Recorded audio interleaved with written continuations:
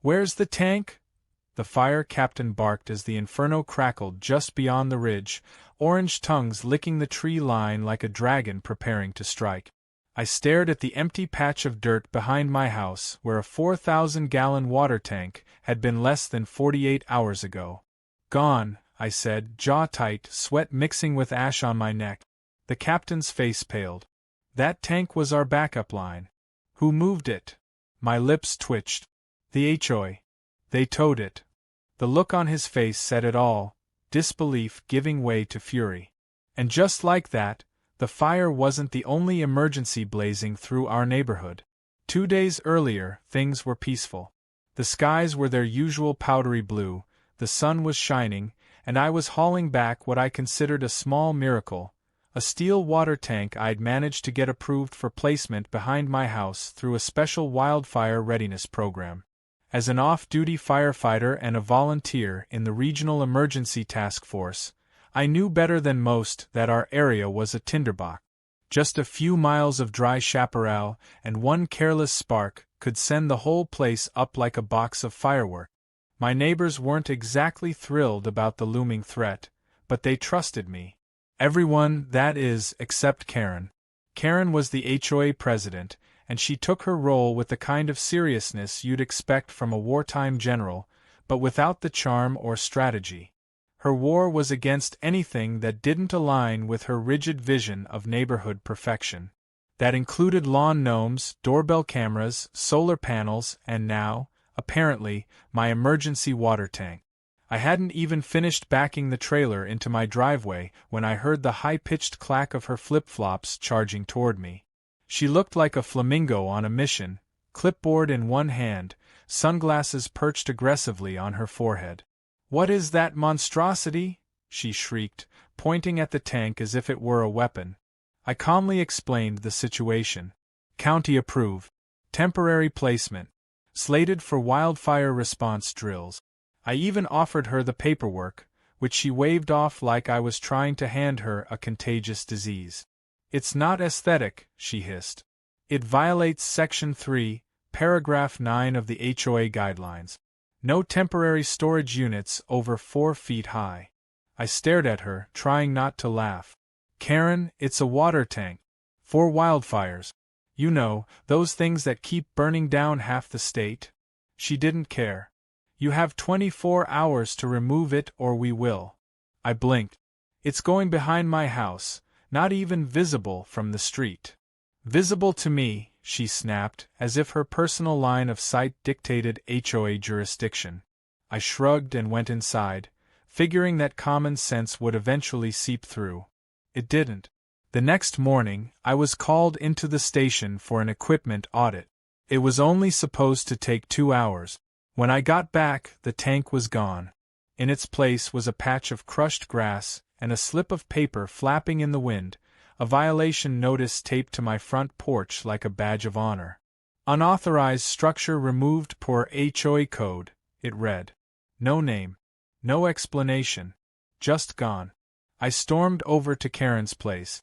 She was watering her lawn with a smug grin, an ironic sight given her self-declared title as the community's water ethics ambassador. She looked up, not the least bit surprised to see me. "Oh, that," she said, flicking water at her petunias. "It was towed this morning. You should have read your bylaws." I gritted my teeth. That tank was registered for emergency wildfire support. It was sanctioned by the county. "You just sabotaged our backup supply." Her eyebrows rose. "Well, maybe next time you'll think before parking industrial garbage in my view." The next several hours were a whirlwind of phone calls.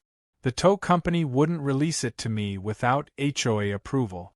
The city impound yard didn't even know where it was at first because it had been logged as abandoned equipment. I called the county coordinator for the wildfire readiness program, and when he heard what happened, he audibly choked on his coffee. "They towed the emergency tank? Who the hell authorized that?" he asked. "Karen," I said flatly. There was a long pause. "That's a lawsuit waiting to happen." Meanwhile, smoke had begun to rise in the north. Nothing threatening yet, but the winds were shifting. I watched the sky change colors over the next day, hues of gray and orange spreading like bruises across the horizon. My neighbors started texting me nervously. Should we be worried? Didn't you have some kind of emergency setup? Where's that water tank you showed us last month? I didn't know what to say. I had tried to protect them. But Karen and her clipboard had decided aesthetics were more important than safety. What really burned me, though, was that she had done it in secret. No board meeting. No vote. Just a power move disguised as protocol. That night, as I sat watching the local news track a new blaze moving toward our region, I pulled up the security camera feed from the side of my house. Sure enough, there she was. Karen at 3:12 a.m., flashlight in hand, pointing at the tank and gesturing dramatically to two men in orange vests. She even took selfies in front of it like she had just captured a wild animal. That's when I realized, this wasn't just about rules. This was personal. I clipped the footage and emailed it to the fire department, the HOA board, and the county emergency services director. 10 minutes later, I got a call from the fire marshal himself. His voice was low, slow, and deadly serious. "We're about to have a major situation," he said. "That tank was designated for the secondary line of suppression in your sector. Without it, your street is cut off if the fire jumps the valley." I nodded silently. "I'll get it back," I said, even though I had no clue how. I looked out at the skyline, now pulsing with a distant orange glow. Somewhere up north, firefighters were already battling to stop the flames. And here I was, fighting my own fire, one made of bureaucracy, arrogance, and a woman who couldn't tell the difference between a safety measure and a lawn ornament. But she was about to find out. Because now it wasn't just about a tank. It was about every neighbor on this block. And I wasn't backing down. The morning after I sent the footage felt heavier than usual. The air smelled faintly of smoke, not the barbecue kind, but the dry, crackling kind that meant danger was inching closer. I stood in my backyard staring at the patch of dirt where the tank had been, feeling like I'd failed everyone who trusted me to keep this community safe. My phone buzzed with weather alerts and emergency updates. Wind speed increasing, humidity dropping, fire line moving southeast. That line put us in the yellow zone, one tier away from mandatory evacuation. And we didn't even have our backup water. The fire marshal had told me he was initiating an inquiry, but red tape moved slower than wildfire. Meanwhile, Karen was out in full force, prancing around in a pastel visor, handing out flyers for the upcoming Green Lawn Gala. I couldn't believe it. With the sky literally darkening, she was hosting a community gathering to celebrate eco-conscious landscaping and her own self-proclaimed leadership on water ethics. The same woman who had just towed away our fire preparedness infrastructure was now talking about native grass blends and ornamental mulch. I wasn't the only one fuming. My neighbor Rosa caught me as I was heading to the hardware store to pick up more hose fittings. "Jake," she whispered sharply, "have you seen this?" She handed me one of Karen's flyers. Tucked between paragraphs about drought-tolerant lavender and bug-repelling flowerbeds was a smug little line. "Let's keep our neighborhood beautiful and tank-free." She even made it rhyme like a Dr. Seuss villain. Rosa's eyes blazed. "She says she did a public service, removing that metal eyesore." I took a deep breath, willing myself not to rip the paper in half. "Didn't she just flood her entire front yard last night?" Rosa nodded. "Sprinklers ran for hours. Half her lawn's still soggy." The irony was almost too rich to process. I thanked Rosa and continued on. Something about the gala announcement bothered me more than usual. Hosting a party in the middle of a fire advisory felt not just ignorant, it felt like a distraction tactic. That night, my suspicions were confirmed. Around 2 a.m., I got a call from the volunteer dispatch line. A small fire had broken out near the community entrance. Palm tree, most likely electrical. Firefighters got there quick and stopped it from spreading. The scary part? They initially couldn't access the backup line because the emergency tank was missing. A lieutenant on the call recognized my address. "Didn't you have a unit deployed out there?" he asked. I told him what happened. He didn't respond for a beat. Then just said, "Jesus. That tank could have cut our setup time in half." It didn't stop there. The next morning, I drove down to the edge of our zone to take stock of what was left of our emergency layout. Sprinklers were installed, but coverage was spotty without the tank. I took photos of where the water lines had ended up, dry, coiled, and now useless. A couple of the newer residents had no idea we even had a fire readiness program. Karen, it seemed, had been quietly scrubbing any sign of it from the community forums. I dug into the HOA meeting logs. She had blocked 4 funding proposals, all related to fire prep. One she described as a waste of resources for hypothetical scenarios. That's when I found the thread. An email chain between Karen and someone named Dennis, marked as City Liaison. Dennis, I remembered, was the mayor's cousin or nephew or some other political parasite. Their exchange was eye-opening. Karen wrote, "Tank issue resolved. Had it towed under aesthetic compliance. No need to inform full board. Justify if needed. Water hazard plus improper permits." Dennis replied, "Nice work. I'll smooth it with the city yard. Label as construction waste if they call." It wasn't just arrogance anymore, it was sabotage. She wasn't protecting our neighborhood, she was managing her image.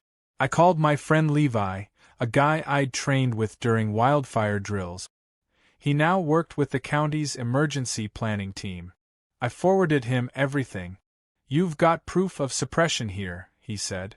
"Not just the tank, but repeated attempts to block readiness infrastructure. This could turn legal fast." Later that day, I gathered a few trusted neighbors. Rosa, Mr. Thompson from the cul-de-sac, and Elaine who worked nights at the hospital. I laid it all out, the email thread, the tank footage, the meeting logs. Elaine looked stunned. "She fined me last year for putting sandbags near my back door during that flash flood," she said.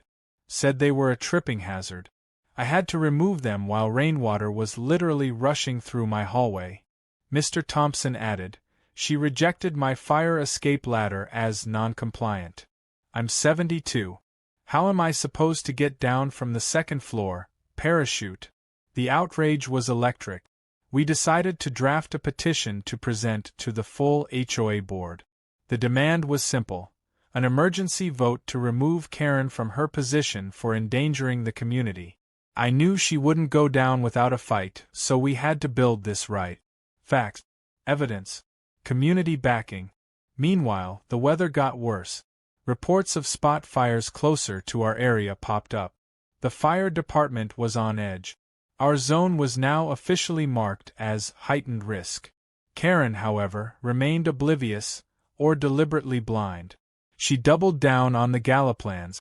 Setup started in her front yard with tents, balloons, a portable stage, even a bubble machine for the kid. It was like watching a birthday party being thrown in the middle of an evacuation drill. I watched from my porch as she bossed around a pair of college kids she'd hired to string lights across her trellis. Then I noticed the extension cord she'd run from her house to the decorative palm trees she'd just re-illuminated. The same trees that nearly caught fire the night before. I walked over. "Karen, you might want to think twice about running high-voltage lights through damp landscaping while we're under red flag conditions." She turned to me with a fake smile that didn't reach her eyes. "Jake, shouldn't you be off rescuing kittens or something?" Before I could answer, there was a sharp buzz from above, a drone. Not one of mine. I looked up to see a county fire drone doing aerial mapping. Karen's party wasn't just poorly timed. It was being watched.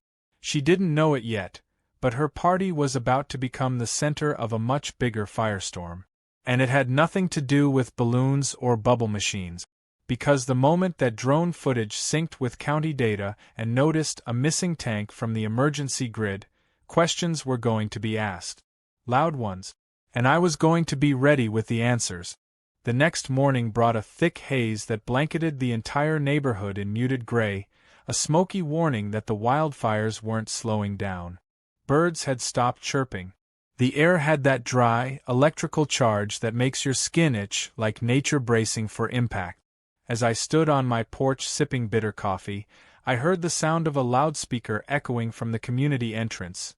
Fire officials were going door to door, alerting residents to prepare for possible evacuation within the next 48 hours. That should have triggered a wave of concern. But Karen? She was still setting up folding chairs for her eco-celebration, as if the world wasn't burning just a few miles down the road. I'd had enough of waiting for karma to kick in. I called Levi again and asked if the drone data from the previous day had been reviewed. He told me it had, and that the missing water tank had raised red flags across 3 departments. I didn't have to explain anything. The footage of my property, the pre-registration of the tank, and Karen's orchestrated removal all came together to form what Levi called a negligent disruption of public safety infrastructure. He said the fire marshal was preparing a report to be handed to the HOA legal team. That would be a bombshell, but I wanted more than internal memos. I wanted the neighborhood to know what kind of leadership they had. That afternoon, I printed every email, screenshot, and HOA log Karen had manipulated. I put them into packets, one for every board member. Rosa and I went door to door delivering them, avoiding Karen's line of sight. We made it to 13 homes before she spotted us. She marched down her driveway like a wind-up toy powered by rage. "Jake," she screeched, "are you distributing unauthorized materials? That's solicitation. I'll have you fined." I held up one of the packets. Just some light reading for the board, meeting minutes, emails, footage. You know, stuff that's supposed to be public anyway. Her eyes narrowed like knives. "You're trying to smear me," she said. "This is a personal vendetta." I didn't flinch. "Karen, it became personal the moment you put this neighborhood in danger to protect your ego." She huffed and stormed back toward her lawn party, tripping over a sprinkler hose as if the universe wanted to underline my point. By that evening, Rosa had gathered over 30 signatures from residents demanding an emergency HOA meeting. Some folks hadn't trusted Karen from the start. Others had kept quiet for fear of being fined or singled out. But now, with the fire looming and the emergency water tank missing, even the ones who once sat on the fence were jumping to our side. What really turned the tide was the footage of Karen coordinating with the private tow company. We played it on a small projector during a cul-de-sac meeting, right onto the garage door of Mr. Thompson's house. Neighbors gasped when they saw her pointing and posing like she'd captured a criminal. One man, Doug, who'd only moved in 6 months ago, leaned over and whispered, "I thought she was just annoying. I didn't know she was dangerous." Dangerous was the right word. Because while she was busy organizing a neighborhood photo op for a local gardening magazine, the fire line shifted again, this time faster and more aggressively. Levi texted me a county map showing the projected burn path. If the wind kept up its current pace, we'd be in its trajectory by sunrise. That wasn't a scare tactic. That was math. I needed the tank back now. No more waiting on paperwork or permissions. I called Levi and asked where it was being held. He gave me the location. County Yard 7, on the outskirts of town. Technically off-limits to civilians without proper clearance. But this wasn't a civilian issue anymore. This was life and property on the line. I called in a favor from my old firehouse buddy, Reggie, who now worked logistics. "You've got 20 minutes, he said. "No one's watching after hours, but you better have it hitched before midnight." Rosa and I took my truck, attached the same trailer the tank had arrived on, and drove to the yard. The gates were half open, the lock broken, probably from years of neglect. We found the tank in a far corner, covered in a dusty tarp, labeled impounded equipment. It was surreal, seeing it like that, like a retired piece of machinery instead of the critical asset it was. We winched it on with help from Reggie's friend, a utility worker who'd gone for snacks and left us alone for 15 minutes. By the time we rolled out, I could already feel my heart pounding with anticipation and adrenaline. We got back just past 1 in the morning. I reversed the trailer into its original spot and reconnected the emergency hoses. Rosa handled the pressure valves while I locked down the placement bracket. It wasn't regulation perfect, but it would hold. Just as we finished, headlights appeared at the end of the street. Karen's SUV rolled up slowly like a movie villain entrance. She stepped out, barefoot in silk pajamas, eyes wide with fury. "You brought it back," she shouted. "This is illegal. This is theft." I didn't answer. I didn't need to. The sound of a fire truck siren rising in the distance did all the talking. As if on cue, a county emergency vehicle pulled in behind her, lights flashing. The driver stepped out. It was Lieutenant Baker, the same man who'd asked about the tank when the palm tree flared up. He walked past Karen, looked at the tank, then looked at me. "Jake, this the unit from the Wildfire prep program?" I nodded. "Good," he said. "We just updated the suppression route. This tank's part of the backup line now." Karen tried to object, but he cut her off. "Ma'am, if you interfere with fire deployment again, I'll have to cite you for obstruction during an emergency declaration. I suggest you go home." She opened her mouth, thought better of it, and slammed her car door instead, tires squealing as she peeled off down the road. The silence she left behind was sweeter than any apology. I looked around. A few neighbors had come out to watch, robes on, some even clapping softly. Rosa smiled at me. "Now that," she said, "was a return worth waiting for." I glanced at the tank, standing tall under the glow of the streetlight, and finally allowed myself to breathe. It was back. It was working. And this time, no clipboard warrior was going to take it away. The fire came in fast. At first, it was a distant glow over the northern hills, like a slow sunset refusing to fade. But by dawn, that glow had sharpened into a violent orange wall, churning and snarling with the wind, devouring everything in its path. The alert came through all channels: county, state, and emergency radio. Evacuation was recommended for the surrounding zones, and our neighborhood had just been upgraded from heightened risk to immediate concern. As I stood in my backyard watching the smoke roll in like an angry tide, my phone buzzed with one simple message from Levi. "It's happening. We need your tank now." In minutes, fire crews began to flood into the neighborhood.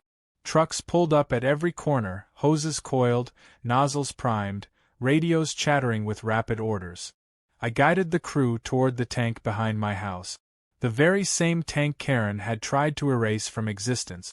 They moved quickly, attaching their lines to the dual-outlet system I had maintained and tested myself. Water surged from the tank through industrial-grade hoses, spraying over rooftops and hedges, creating a dampened perimeter. The captain on duty gave me a firm nod. "You saved us hours of setup," he said. "This may turn the tide." The neighborhood erupted into controlled chaos. Some families were already packed and leaving. Others, unsure what to do, ran around grabbing pets and documents. Rosa took charge of a group of elderly neighbors, loading them into cars with oxygen tanks and overnight bags. Elaine from the hospital coordinated a first aid station out of her garage.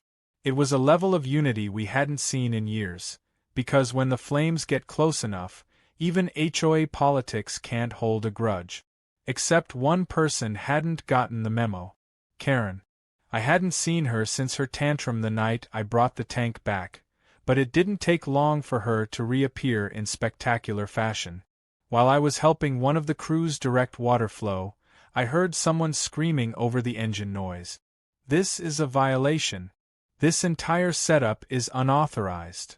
I turned to see her storming down the street in a pink velour tracksuit, barefoot again, flailing her arms like a furious traffic cone. One of the firefighters tried to intercept her, but she ducked around him and made a beeline for the water tank. She reached for one of the valves, and I shouted her name so loud the nearest dogs barked. "Karen, don't you touch that!" But she didn't stop. She grabbed the valve handle and yanked. Nothing moved.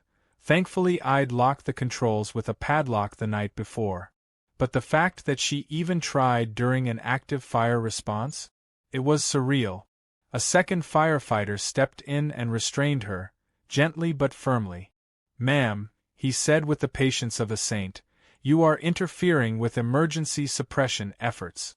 If you don't step back, you will be detained." Karen screamed about bylaws, property rights, and how she never approved this abomination.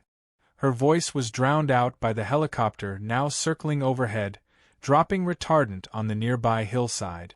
It wasn't just a fire anymore, it was war, and she was trying to unplug the cannons. The officer who had escorted the crew earlier returned and pulled her aside.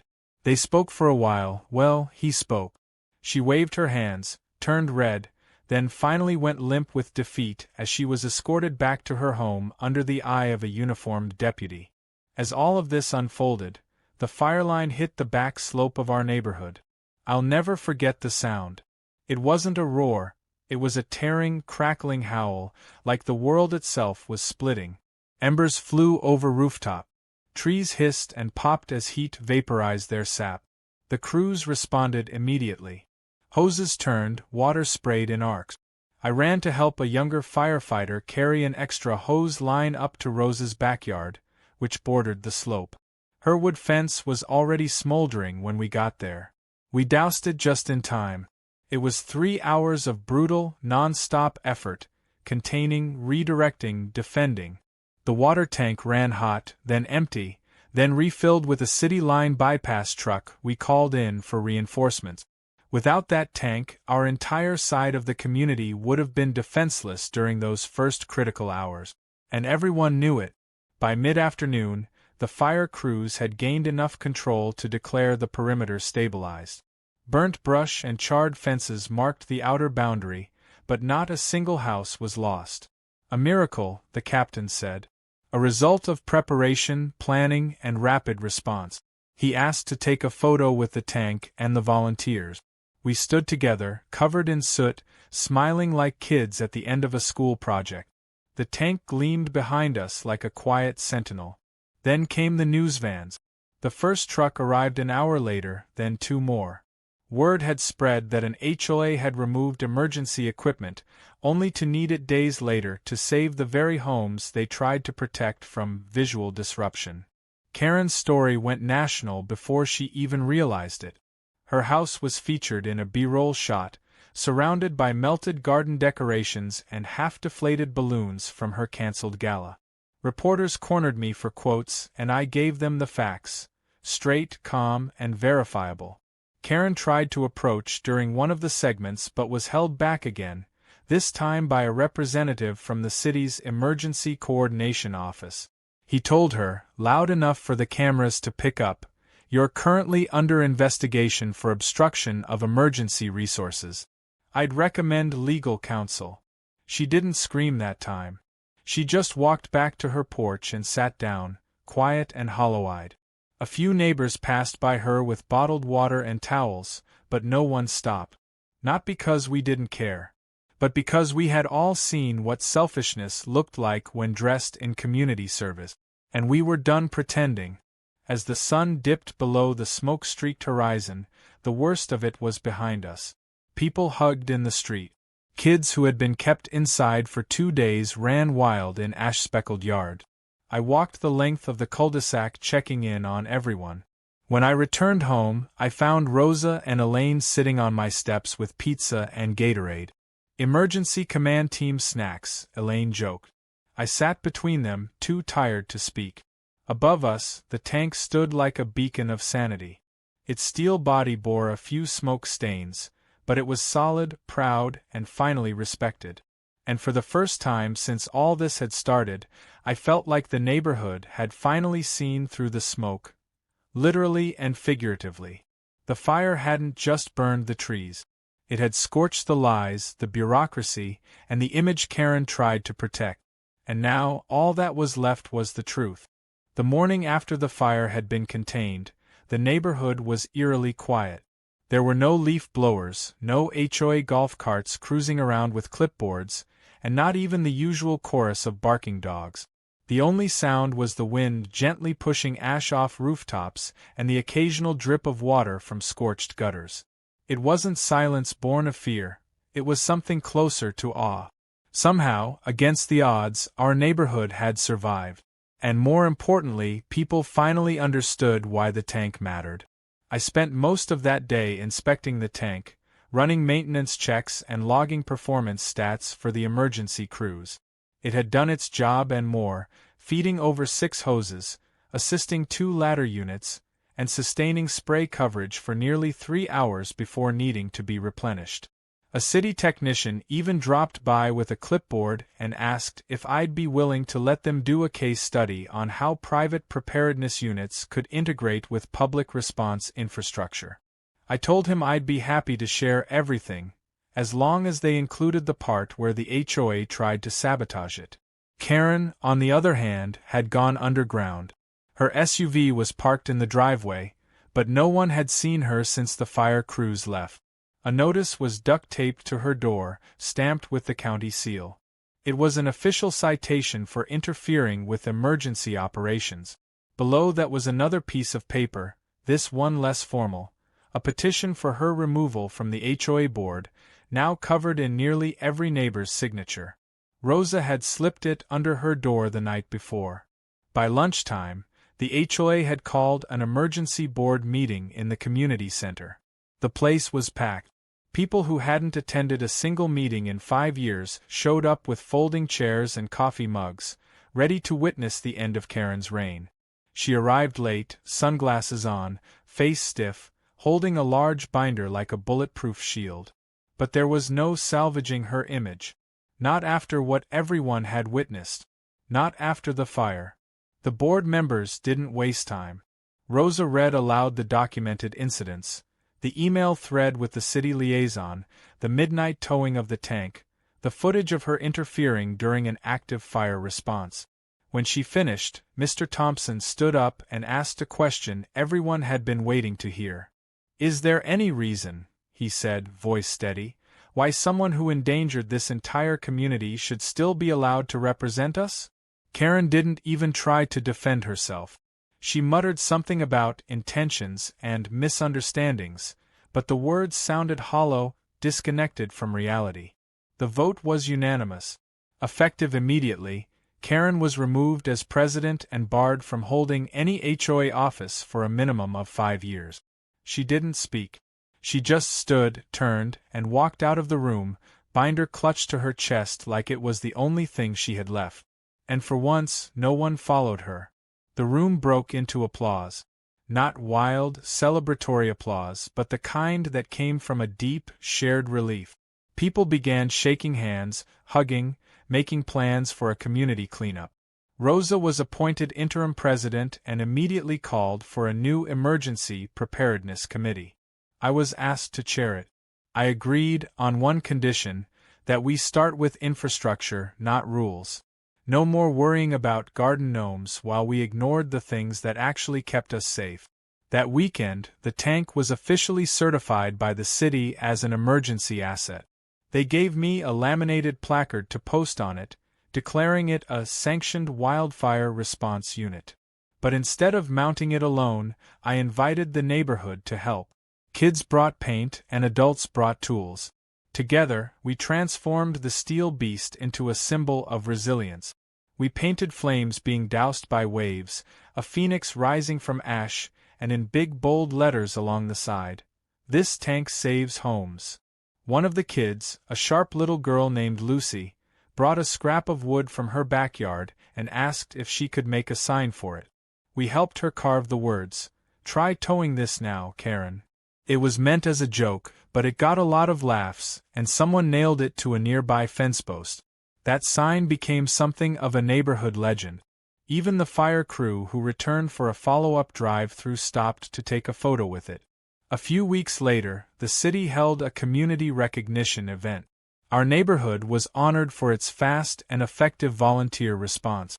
I was handed a plaque, but what mattered most to me was watching everyone else. People who had once stayed silent out of fear, standing proud, smiling, telling their stories to reporters and officials. No more whispers. No more hiding from clipboards. Karen moved out 3 months later. Her house sat on the market for a while before someone finally bought it, repainted the shutters, and joined Rose's committee within a week. No one ever mentioned her by name again. It wasn't out of cruelty, it was because her name had become irrelevant. She had made herself a symbol of resistance to progress, and in the end, progress had won.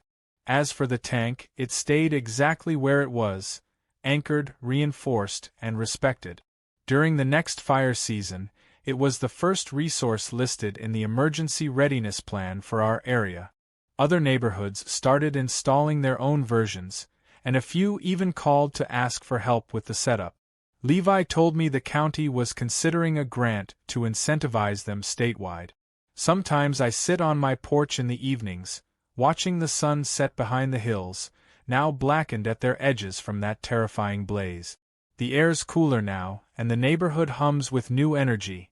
People working together, looking out for one another, knowing firsthand what could have happened. And every time I see someone pause to glance at that tank, maybe smile or give it a little salute, I remember how close we came to disaster, and how one terrible mistake, made out of arrogance and control, nearly cost us everything. But we pushed back. We stood together. And in the ashes of that fight, we built something better. Not just a neighborhood, but a community. One that would never let a tank get towed again without asking why. One that had learned the hard way that the prettiest lawn in the world means nothing if your house burns down. One that now knew exactly who to listen to when the sky started glowing orange. And one that, finally, was prepared.